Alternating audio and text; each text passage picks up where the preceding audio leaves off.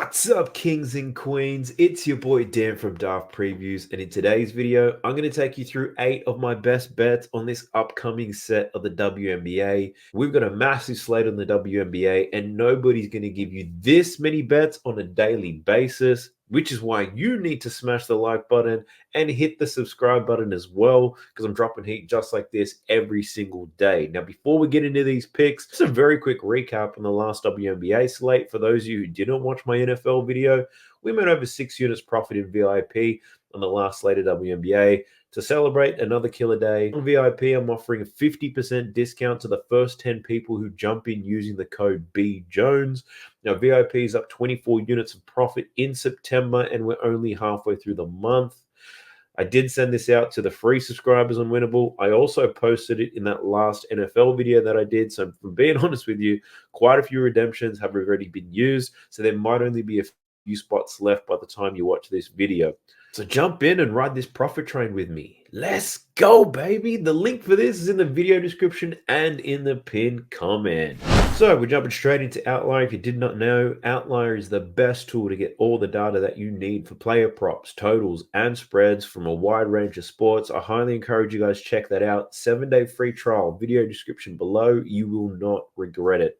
So this first pick that I'm going to take you guys through is in the first game between the Lynx and the Liberty. All this shit is happening at 5 a.m. and you know I'm going to be up for it. We're doing an all-nighter today. We've also got some NFL that I need to stay up for. So I'm going to be tired as fuck tomorrow, but I do all this for you. So, and selfishly, and for me, I like riding these bets. But we're looking at Brianna Stewart in this first pick. Actually, that's a lie. We'll get to Brianna Stewart in a second. We're going with Betnijah Laney Hamilton instead. So we're going over 3.5 rebounds for Betnijah Laney Hamilton. And I was quite surprised to see it at 3.5 because she's been rebounding like an absolute beast. We've got excellent odds, and this is for a player that's been hitting amazingly well. Check it out. 8 of her last 10, 4.3 rebounds per game. Almost a plus money play, and she's up against a team that doesn't necessarily rebound very well. So over in the last 4 out of the last 5, averaging 5 rebounds per game. The Lynx, they are bottom 4 in terms of their rebounding ranking. Now, I've gone ahead and crunched all these numbers for you. Laney Hamilton is over this line in 9 of 14 games against the bottom 5 teams when it comes to rebounding in the league. She should find herself defending a lot on the weak side, so she'll be able to haul in some easy rebounds. This is an important matchup as well for both teams, so I don't expect a whole lot of resting and bullshit to happen. So I also think both teams should be up for it defensively. If both teams defend very well, I think more rebound opportunities are going to present themselves. So I like Betnijah Laney Hamilton over 3.5 rebounds first. Now we can head over to Brianna Stewart. And for Brianna Stewart, I'm going to over 11.5 rebounds and assists for Sweet Stewie on this one. Like I said, important matchup. In these tough games, the best players rise to the occasion. Now, Stewart, she should be ready to go. She only played 22 minutes in her very last game up against Dallas. Blowout win, didn't have to do nothing. She's pretty much chilling in that game. So she's more than capable of filling up the box score. I'm happy to take her over here despite her only covering in 1 out of her last 6 games. So it's a pretty brave play, and I don't think many people are going to take it. But you know me, sometimes I'm crazy as batshit. So let's just see how we go. Now, Stewie, she's covered this line in 4 straight games against the Minnesota Lynx, including all 3 games this season, obviously. Check that out. 16, 14, and 20. So no, not only did she just cover it, she pissed all over that line, absolutely killing the Lynx on the rebounds and the assists. Now, the Lynx, strong defensive team. I'll give them that. But, crunch the numbers here for Brianna Stewart. And against the top 5 teams in defensive rating, Stewart is over this line in 9 out of 12 games, averaging 14 rebounds and assists. So despite the matchup being difficult, Stewie gets it done in those big games. And there hasn't been too many games bigger than this season. And if there was, it was a game against the Minnesota Lynx, and she smoked them that time as well. So come ride with me, Brianna Stewart over 11.5 rebounds and assists. So heading into the next game, it's the Wings versus the Fever. 2 teams, an absolute blessing to bet on. And when they collide, even better. So the first pick that I wanted to share for this particular game that I'm going to be getting on, and I'm sure a lot of people will be too, we're taking Caitlin Clark here over 33.5 points and assists. You see it here. Firstly, she's found it tough over her last two. So 2 games against the Aces, finishing on 22 and 27 points and assists.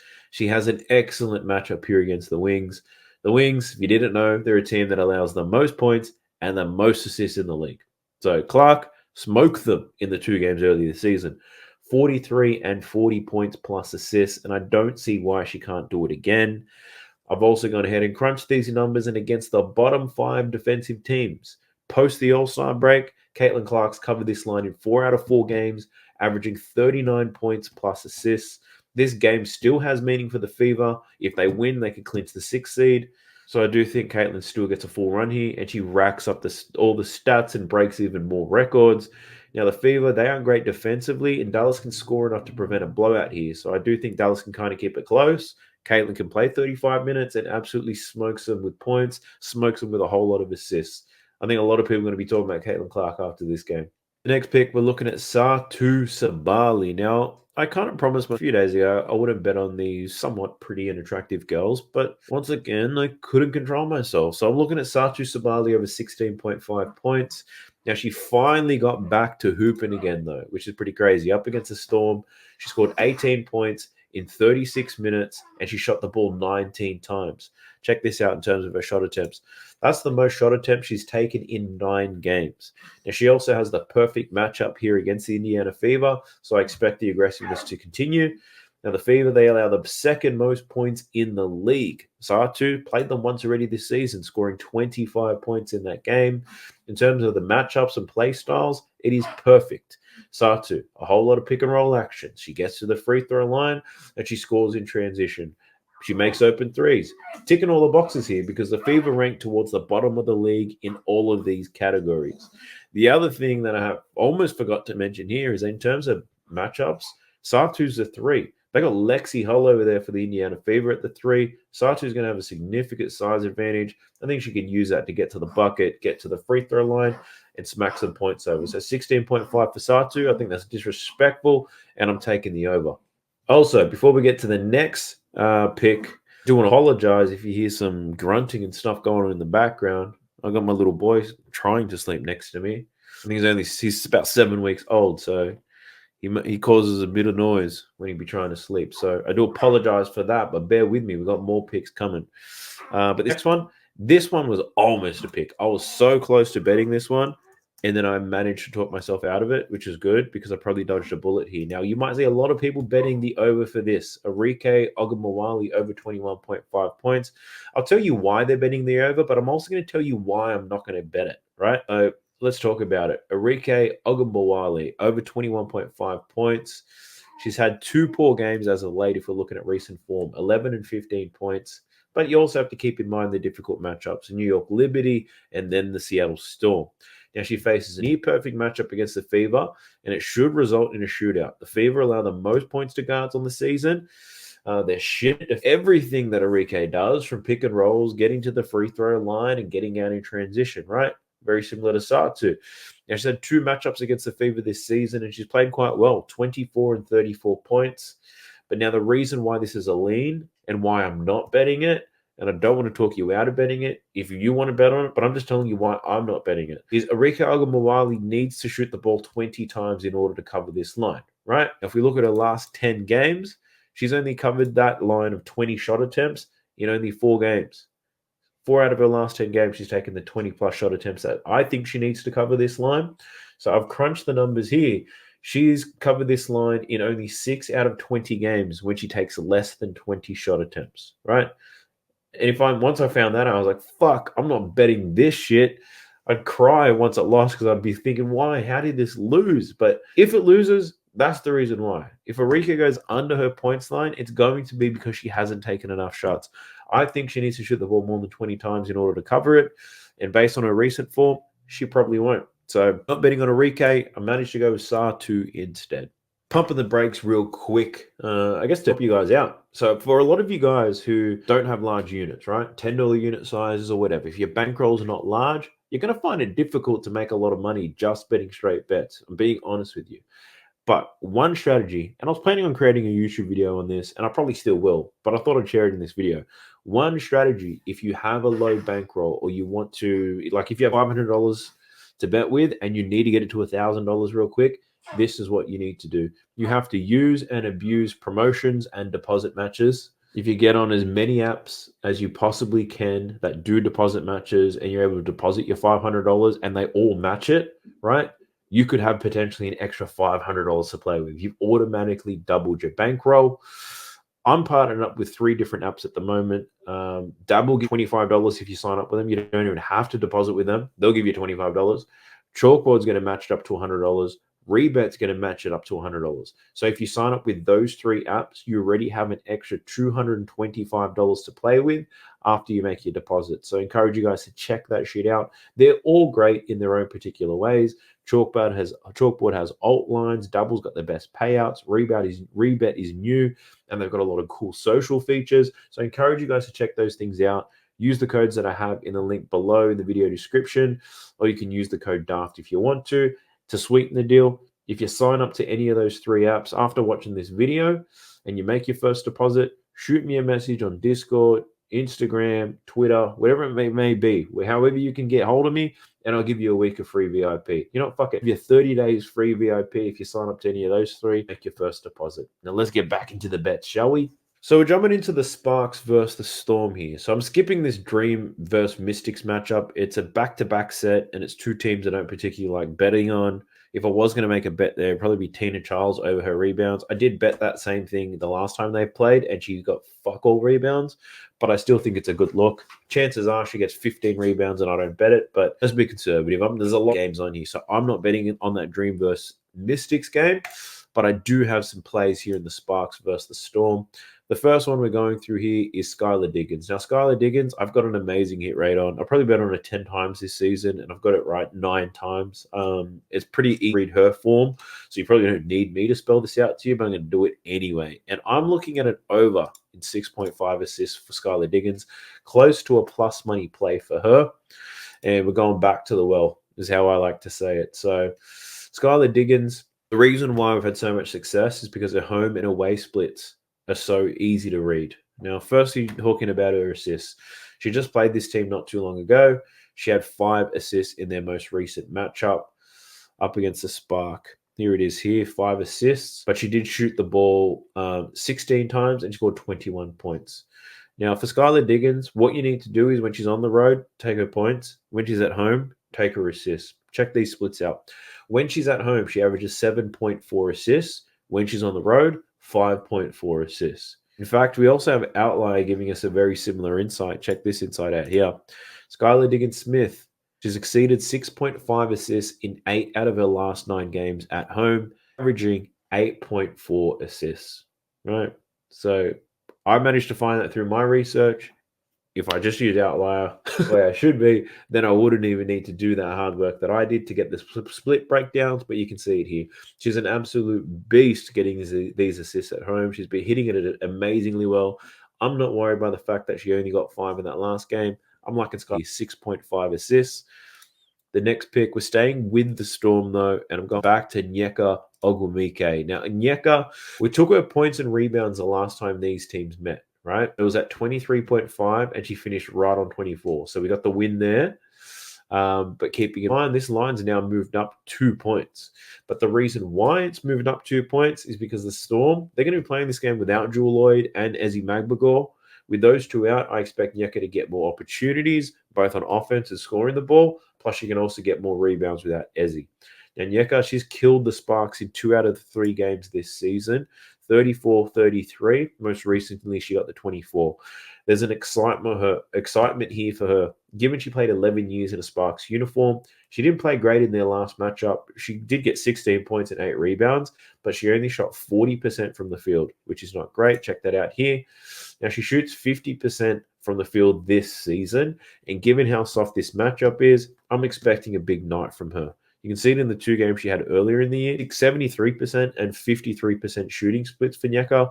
Now, I wouldn't expect her around 70, but if she averages 50 and she's up against a really easy matchup here against a Spark, she should get back over the 50s. So she's shooting 50% and she's going to take 15 to 18 shots. Like, she'll be able to cover this points line with ease, and she should get more rebounds without Ezi in the lineup.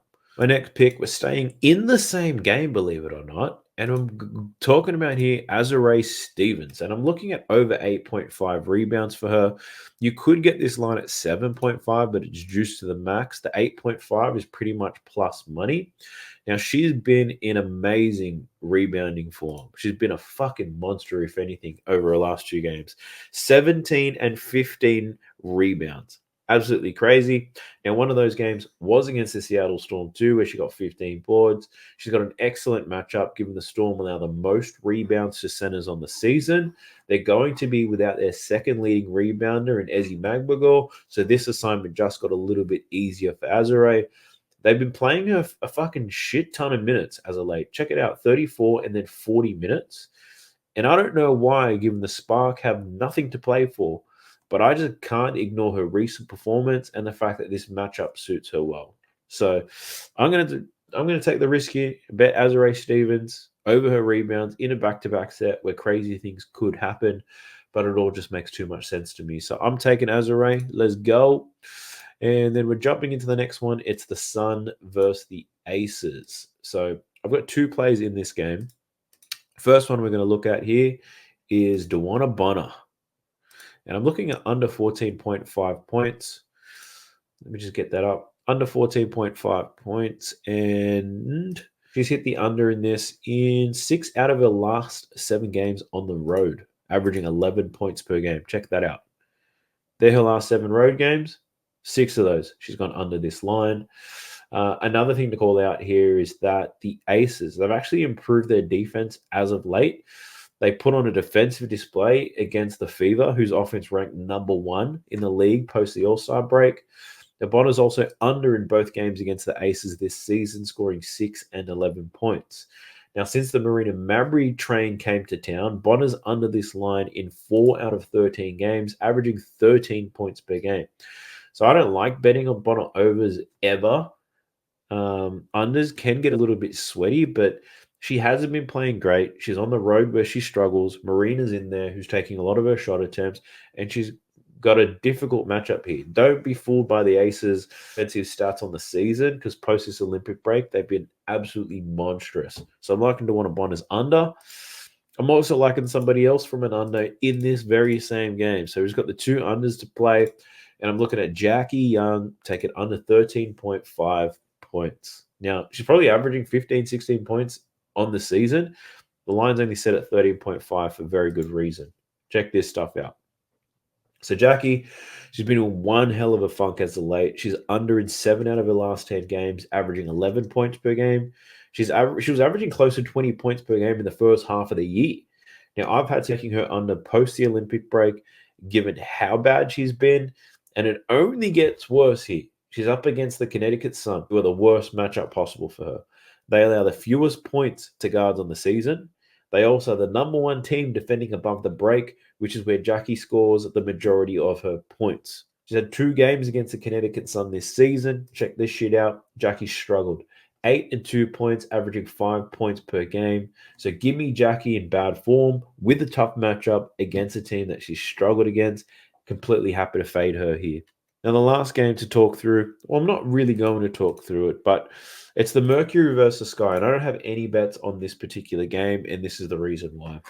For this Chicago Sky team, Camila Cardoso, questionable for this game with a shoulder injury. That's the injury she had at the start of the season, I believe. So that means it throws out all the bets you could make for the Chicago Sky. The Phoenix Mercury, Kalia Copper, she's questionable for this game. Missed the last game because of a back injury, and she can fuck everybody's lines up as well. So knowing that I'm trying to get these out to you as soon as possible, I'm not going to wait for these news. I'm just going to choose not to bet on that game. So there's 2 games on the slate I'm not betting on, but keeping in mind, I was able to get you 8 bets today for this slate of the WNBA. VIP has all 8 bets, and they've got some parlays, and they got some real crazy shit happening in there too. So a lot of risky stuff, but hit risky stuff at a 33% rate, which is what drives all my profit. So I encourage you guys, check out the VIP, use the code BJones. It's probably not going to be available by the time you're watching this, but give it a try anyway. 50% off your subscription for my VIP, where you get all of my bets. If you just a trial VIP for 30 days, sign up to one of those apps, Dabble, Chalkboard, or Rebet. Those are my partners. I'm trying to get more partners at the moment, because the more partners I can get, the more deposit matches you could get if you sign up using my code. But if you're low in your bankroll, honestly, try that strategy. Just sign up to as many books as you can, get the deposit matches, abuse their promos, and you'd be surprised how fast you can build your bankroll that way. If you made it this far into the video, let me know by hammering that comment section. I want you to put a hot take around Caitlin Clark. Is Caitlin Clark overrated or underrated? I had an argument with my mates about it today. Does she live up to the hype? I'll leave it up to you to tell me. But I'll catch you guys on the next one. I appreciate y'all. Peace.